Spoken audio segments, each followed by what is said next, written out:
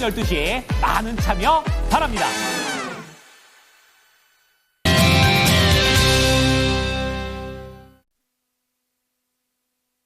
네, 관세, 그리고 실적, 그리고 고용 지표. 자, 이러한 내용들로 통해서 미국 증시는 상승 마감을 했습니다. 어제 국내 증시 약간의 이제 끝에 가서 살짝 탄력이 줄어든 점이 좀 안타깝기는 하지만 어쨌든 이러한 부분들이 오늘까지 좀 이어졌으면 하는 바람이 있습니다.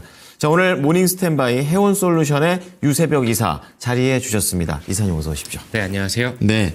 미국 증시 분위기는 뭐 기술 중심으로 좋았었는데 네. 오늘 개장 전 봐야 될 체크 포인트 어떤 게 있을까요? 체크 포인트는 아무래도 미국 증시 브리핑을 살짝만 드리고 가자라고 네네. 하면은 네. 뭐 고용 지표 관련해가지고 시장은 좀 긍정적으로 해석을 한 것 같습니다. 뭐 금리 인하 쪽에 약간 무게를 두는 것은 아니지만 이것 하나만 보고 요번 주가 이제 고용 주간이기 때문에 고용 지표 네, 발표 그렇죠, 주간이기 맞아요. 때문에 네. 그런 것들을 좀 예의주시하면서 미국 증시가 아무래도 좀 약간은 눈치 보기 장세를 펼치지 않을까라고 했는데 오늘 빅테크 구글 네. 이런 실적 AMD. 발표들을 기대하면서 좀 어느 정도 상승했다. 지금 시간에서는 좀 밀려주고 있지만 네. 근데 그 고용 지표 졸트 보고서 발표 이후로 증시가 크게 상승을 해주면서 반등에 성공을 했고요. 아무래도 지금 미국 증시를 눌렀었던 이유는 딥시크 그리고 맞아요. 관세 전쟁. 네. 이게 관세 전쟁이 실질적으로 내용을 뜯어다 보면은 아주 세게 싸우고 있진 않거든요. 근데 그래요. 그 트럼프가 굉장히 영리하게 싸우고 있지 않나라고 생각을 하는 게 우선은 60% 때릴 것 같던 중국의 관세에 대한 것들을 네. 10% 우선 협상 카드를 좀 만지작거리고 있고 네. 중국 또한 여기에서 좀 유연하게 좀 대응을 하고 있다라는 점. 그렇지만 여기 무역 국가 중에서 미국 관련 그 무역 국가 중에서 1, 2, 3위가 캐나다 그리고 이제 그 멕시코 네. 그리고 중국인데 네. 1, 2, 3위한테 벌써 때렸습니다. 그 다음에 이제 유럽 차례가 되고 독일, 일본, 뭐 베트남 이렇게 될 거고 우리나라가 7위국인데 네. 여기에서 분명히 관세 관련해서 우리나라한테 뭔가 이 관세 카드를 만지작거리면서 약간 협박성으로 이렇게 뭔가를 뜯어내기 위한 네. 그런 것들을 좀 우려를 하고 있고 거기에 따라서 우리 국내 투자자분들도 그리고 외국인 투자자들도 어떻게 보면은 그런 것들에 대해서 눈치를 좀 보고 있지 않을까. 그리고 오늘 시장 흐름도 아무래도 어저께 많은 이슈들이 있었습니다. 샘 알트먼 그 오픈 AI CEO도 왔고 그리고 소프트뱅크 회장도 왔고 네. 뭐 그런 부분들에 있어서 뭔가 삼성전자가 뭔가 크게 뭐 투자를 받아서 파운드리 사업을 아니면 HBM4에 하는 뭔가 이슈 아니면 로봇 사업에 대한 이슈 이런 것들이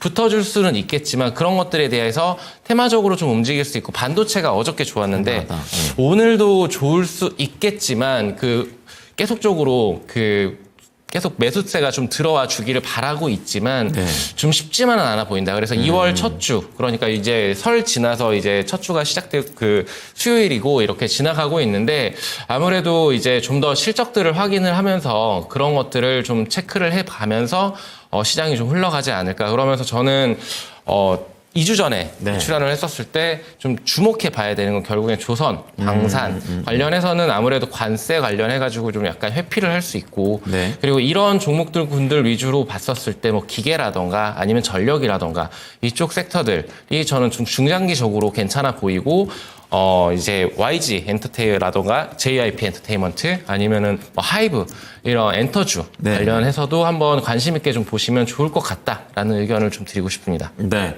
그러면 이사님이 보시기에는 지금 트럼프 2.0이잖아요. 네. 그래서 이 관세 전쟁이 우리가 한번 겪었기 때문에 두 번째는 조금 우리가 잘 유연하게 넘어갈 수 있을 거로 보십니까? 아니면 더 세게 돼서 똑같이 힘들까요? 솔직하게 지금 어떻게 흘러갈지는 우선은 트럼프가 아직은 좀 모르지만, 약하게 좀 온건하게 말하고 있기 때문에 좀 너무 세게 들어가고 있지 않고 그래서 증시도 좀 미국 증시가 탄력받고 올라가고 있는 거라고 생각을 하고 있거든요. 그렇군요. 근데 우리나라 2차 전지 산업 기업들이 거의 대부분 캐나다 쪽에 공장을 짓고 미국으로 수출을 하고 있고 그리고 자동차라던가 IT 쪽은 또 멕시코에다 지어서 공장에서 이제 수출을 하고 있다라는 점. 직접적이네요, 다. 근데 이게 그 25% 관세가 한 달이 유예가 된 거지 네. 아예 유예가 된 것이 아닙니다. 그렇죠. 그러니까 뭐 10%가 될 수도 있고 뭐 5%가 될 수도 있고 어떻게 변동될 수 있을 수는 있겠지만 그 부분들이 우리 증시를 약간 한 달 정도 발목을 잡을 수 있는 그러니까 증시가 제일 싫어하는 것이 불확실성인데 맞아요. 이 부분들을 아무래도 우리 증시가 조금 힘들어하지 않을까라고 생각을 하고 있고요. 그렇기 때문에 지금 아주 어저께는 빨간불을 켜줬지만 너무 반등이 너무 반가웠지만 네. 그 연속성을 가지고 갈 것인가에 대해서는 그래서. 저는 조금 의문이 들고 있고 그래서 관세 이 전쟁 여기에서 신흥국들은 좀 타격이 불가피하거든요. 네. 아무래도 이제 그 선진국들은 괜찮을 수는 있겠지만 뭐 중국도 어떻게 보면 미국도 얻을 것이 있고 중국도 얻을 것이 있고 중국에서 수입을 미국이 안 한다 그러면은 그렇죠. 결국에는 소비자한테 물가, 인플레이션 건강하죠. 부담이 계속적으로 올라갈 것이고 중국 입장에서 내수 시장을 살려야 되는데 네. 뭐 이런 부분들에 있어서 서로 지금 줄다리기 싸움을 하고 있다. 그러면서 우리나라는 눈치를 보면서 외국인들의 수급이 유연하게 계속적으로 주입이 지금 조금은 쉽지 않은 상황이다라는 부분들이 1차적인 원인이고 또 환율 문제도 지금 오늘은 좀 떨어졌지만 그것도 이 안심 부분도 못하죠. 안심을 못하는 그렇군요. 상황이기 때문에 네, 좀 쉽지는 않다. 난이도가 좀 있는 시장이다라고 말씀을 드리겠습니다. 네, 자, 시장의 포인트, 외국인들의 수급, 그리고 환율, 그리고 관련해서 뭐 조선방산, 기계전력, 엔터 이쪽 쪽은 또 긍정적으로 내다보고 계십니다. 자, 그러면 오늘 또 모닝 관심주 들어가 볼 텐데요. 두 번째 시간이 되고 있습니다. 첫 번째 키워드는 어디에서 잡으셨나요? 오늘은 유상증자 관련해가지고 이슈가 어저께 그 장 마감 이후에 알테오젠? 있었던 알테오젠 굉장히 뭐 유상증자를 하면은 네. 무조건 호재다, 악재다 이런 그런 논리는 없지만 내용이 중요하죠. 내용이 네. 굉장히 중요합니다. 그래서 오늘 첫 그 관심주로 가지고 온 게 알테오젠이라는 종목인데 네. 너무나 잘 알고 계시겠지만 좀 세부 내용을 좀 보게 되면은 액면금액이 한 주당 500원인데 배당을 안 주겠다라는 얘기를 했습니다. 거의 안 준다라는 얘기거든요. 한 주당 뭐 500원? 예. 예. 그러니까 뭐이 부분은 알테오젠이 기관들을 상대로 얼마나 좀 높은 협상력을 가졌는지 이 부분을 자신감이 있다. 알테오젠이라는 그렇게 종목이 해석하는 거예요? 너희는 주가 우리 올라갈 거니까 거기에 따른 그 부분으로 좀 해석을 해볼 수가 있고 네. 좀 두 번째도 이제 증자 목적이 중요할 것 같은데 유상증자 같은 경우에 증자 그렇죠. 목적이 중요하죠. 예. 근데 이 1,550억 중에서 550억 원은 이 시설 자금으로 들어가는데 3분의 1 정도? 네, 그 1,000억 원은 이제 운영 자금으로 들어가는데 이제 그 20년도에 유증 발행하고 남았었던 75억하고 합쳐가지고 네. 희알 원료 공장을 건설할 것으로 좀 보여집니다. 그렇다라면 그 일전에 박순재 대표가 지금 희알 원료 매출만 전사 매출의 20%를 지금 코멘트 했었는데 네. 지금 대략적으로 키트루다만이 1조 원 매출이 달성이 되면 그러면은 희알 원료 수출만 2,000억이 된다는 시너지가- 산술적인 계산이 되고 그거를 준비를 하기 위한 유증이기 때문에 이거는 연간으로 찍어내기 때문에 굉장히 좀 긍정적으로 해석을 할 수가 있습니다. 빚 갚는 유증이 아니군요. 그쵸. 그게 가장 중요할 것 같고 네. 그리고 여기 아까 좀 나오고 있는데 네. 그 이제 알테오젠이 약간 그 11월 특허 문제로 좀 폭락이 됐었잖아요. 특허 맞아요. 문제 관련해 노이즈가 네. 좀 있었던 또 종목은 솔직히 제가 좋아하지 않습니다. 근데 삼자 배정입니다. 이 유증 같은 경우에는 일반 배정이 아니고 그렇군요. 네, 삼자 배정이기 때문에 거기에다가 상환전환 우선주 여기에서 좀 가지는 의미가 좀 강력하지 않을까. 이 증권사 대부분의 메이저 증권사들 우리나라 대부분의 증권사들이 다 여기에 삼자 배정을 받습니다. 그러면은 여기에서 얼마나 많은 검증의 단계들을 거쳤으면서 그렇죠. 아무래도 가장 발빠른 정보력과 이런 것들로 기민하게 움직이는 곳들이 증권사인데 증권사에서 움직였다라는 부분은 여기서 투자 포인트를 좀 찾아봐도 되지 않을까라고 생각을 하고 있고 그리고 이제 그 삼자 배정에서 할증률이 나온다는 것 자체 여기에서도 포인트를 잡아야 되는 게 네. 알테오젠이 높은 위상을 좀 드러내고 있고 발행가액이 34만 8천 원입니다. 예. 여기가 저는 락버텀이 되지 않을까라고 생각을 하고 있어서 결론적으로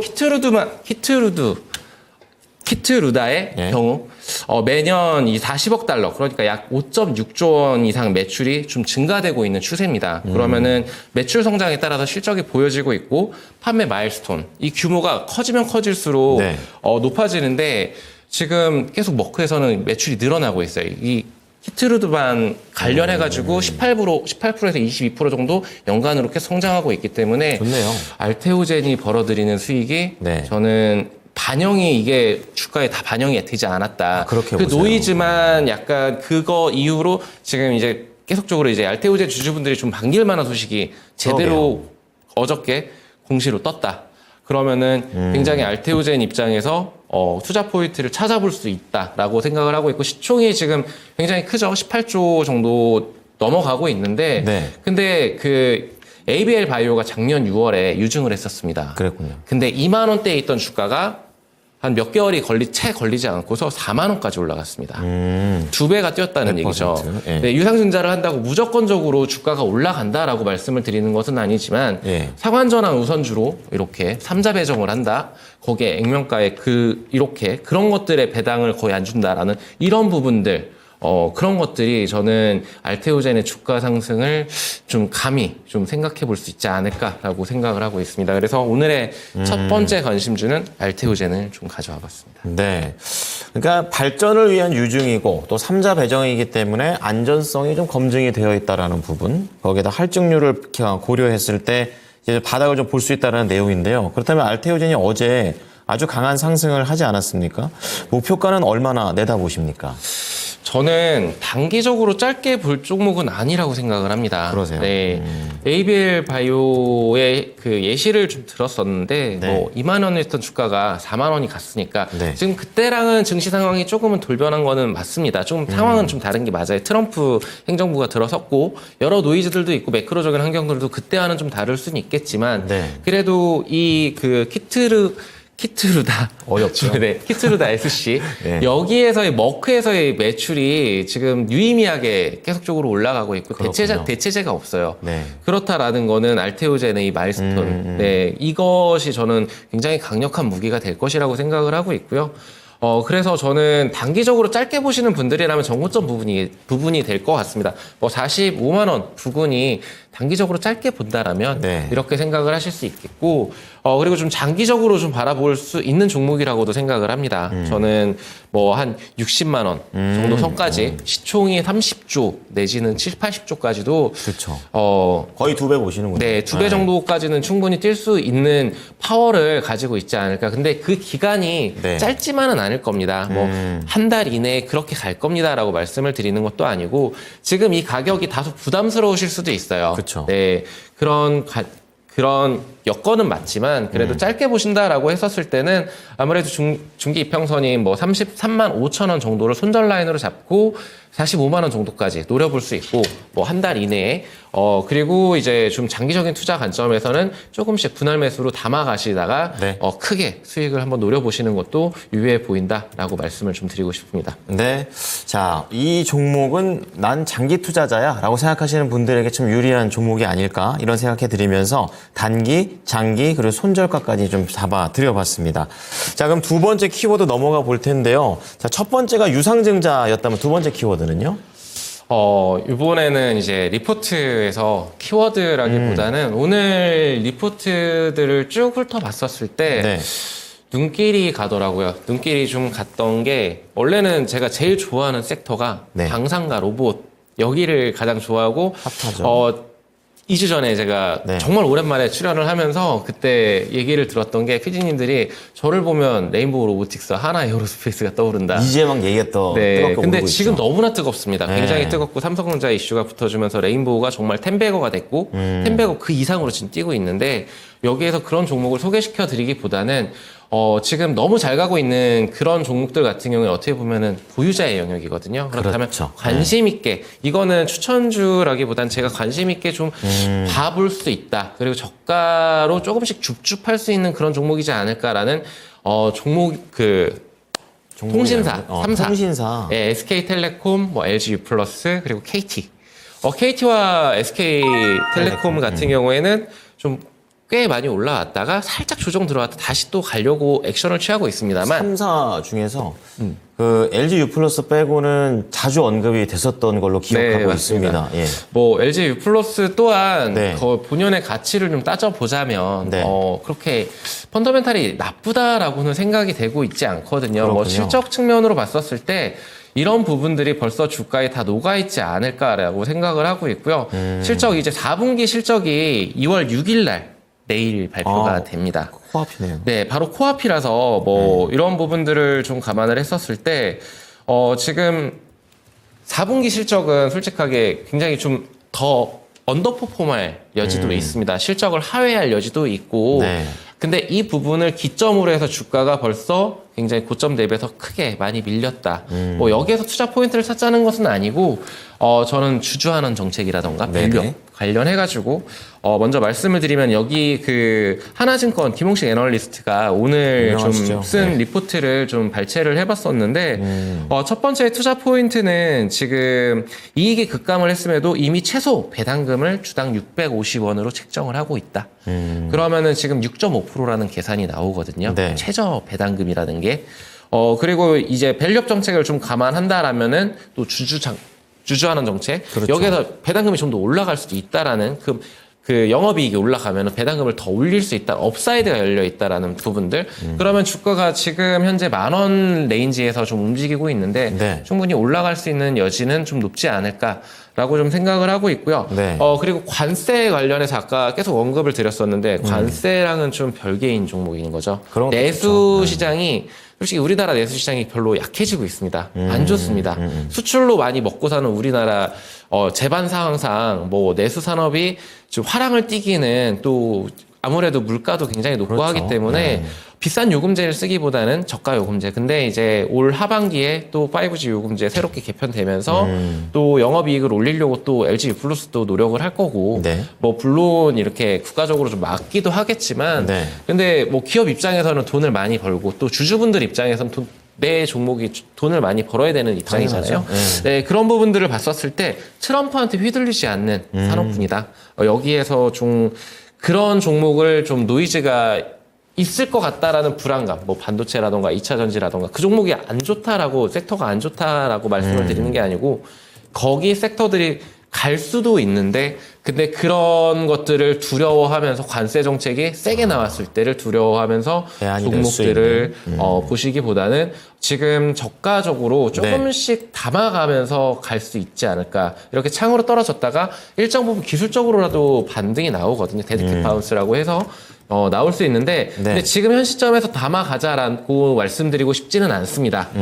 그러니까 한 적어도 이 하락 추세 보여지게 되면은 여기에서 지금 쭉 이렇게 쭉 창으로 이렇게 떨어졌는데 맞아요. 이 여기 라인에서 저는 적어도 1,100원 내지는 저는 1,300원 정도 이상 돌파가 확실시 되고 종가가 그 위에서 안착이 되었을 때 그리고 확실하게 추세가 전환이 됐다. 변곡점이 여기였다라는 것이 확인이 됐었을 때 그때 조금씩 모아가면서 뭐 짧게 뭐 11,000원 내지는 12,000원 정도까지 좀 보시면 괜찮지 않을까라고 관심 있게 보셨으면 좋겠다라고 말씀을 드리겠습니다. 네. 자, 아주 정확하게 언제 사야 되는지, 그리고 목표가는 얼마나 되고, 또 이러한 시장 글로벌 재료에서 좀 대안이 될 수 있는 종목으로도 말씀을 드리고 있습니다. 자, 종목들이 여러 가지 성격을 띠면서 좀 말씀을 좀 해 주시고 계십니다. 자, 그렇다면 이사님께서 생각하고 계시는 관심주, 마지막 어떤 거가 있을까요? 네, 그 하나 시스템입니다. 방사능 합니까? 네. 이거는 지금 뭐 LIG 넥스원이 어저께 실적이 나왔고 방산주들이 굉장히 좋게 날아갔습니다. 네. 거기에 이제 트럼프랑도 좀 방산이 엮여 있는 게 그렇죠. 나토 탈퇴하면서 방위 부담금 계속 올리게 하고 있고 네, 네. 전 세계적으로 지금 방위 분담금이 계속적으로 올라가고 있습니다. 우리나라도 그 대상이 되겠죠. 네, 그렇게 또 우리 미군 철수할 거야 이러면서 또 얘기가 나올 거긴 한데 근데 우리나라 내수 시장을 보고 말씀을 드리는 종목은 아니고 네. 그리고 방산 관련해서 일을 하고 있지만 그 하나오션의 지분을 가지고 있습니다.